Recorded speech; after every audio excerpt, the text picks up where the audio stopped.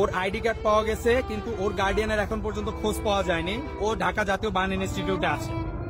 এরপরে বাকি 28 জন হচ্ছে শামীম ইউসুফ বয়স 14, মাহিন বয়স 15, আবিদ বয়স 17, রাফি বড়ুয়া বয়স 21, সায়েম বয়স 12, সাইম ইউসুফ 14, মুনতাহা 11, নাফি বয়স জানা যায়নি, মেহেরিন বয়স জানা যায়নি, আয়মান বয়স 10, জায়না বয়স 13, ইমুন 17, রোহান 14, আবিদ 9, আশাব 37, ইউসা 11, পায়েল 12, আলবেরা 10, তাসমিয়া বয়স 15, মাহিয়া বয়স জানা যায়নি, অয়ন বয়স 14, ফায়াজ বয়স 14, মাসুমা 38, মুনতাহা 14, শামীম বয়স জানা যায়নি, জাকির বয়স জানা যায়নি, নিলয় 14, সামিয়া বয়স জানা যায়নি।